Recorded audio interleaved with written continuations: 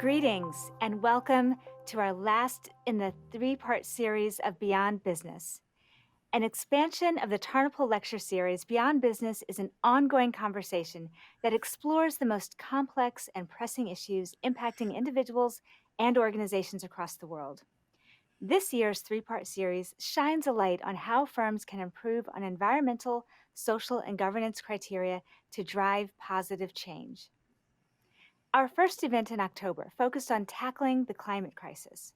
In November, we looked at how boards can redefine corporate governance to maximize a company's social impact while balancing the needs of all stakeholders. Today, our final event in this year's series will address the topic of humanizing ESG and how firms can be a positive force in addressing social challenges. I am thrilled to introduce two colleagues who are leaders in their field in this regard. My colleague at the Wharton School, Witold Henisz, is a professor of management at Wharton. And joining us is Andrew Plepler, a global head of ESG at Bank of America. We hope to also be joined by John Struer, who is President and Chief Executive Officer for Calvert Research and Management, a global leader in responsible investing. With that, let's get started.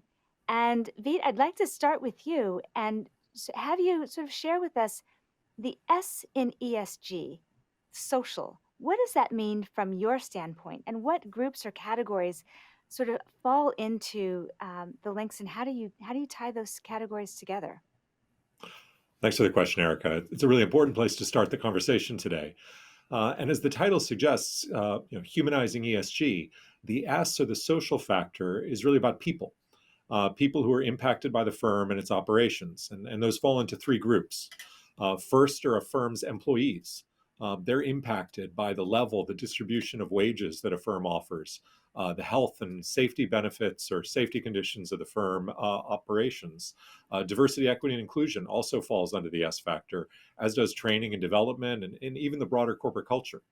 The second group of people are the customers. Those who buy the company's products or services, and they're impacted by the quality and safety of those products and health implications of consuming them. They're also impacted by the way the firm sells, the selling practices, the product labeling. They're impacted by the policies that guide the protection of privacy and other customer data, as well as the extent to which they're really left over with any benefit, any surplus after they spend the money on buying the good or service. Do they feel good about the purchase, or did every last cent and every last dollar get taken from them? And the final group, the third group, is community members.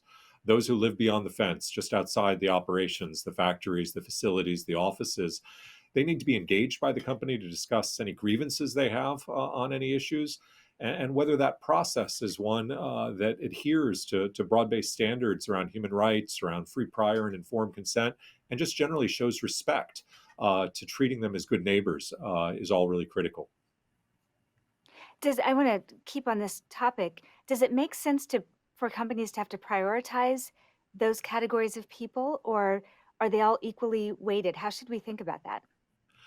Again, a great question. I think the answer depends a lot by company and by industry. In companies where they're really dependent upon their workforce, where that's a really critical driver of value, it's going to be more important to focus on its employees, where the physical location of their operations is one that might generate a lot of grievance because it's noisy, or there's pollution, or they've had challenges in the past about being a good neighbor. It may be more about community and access to the locations.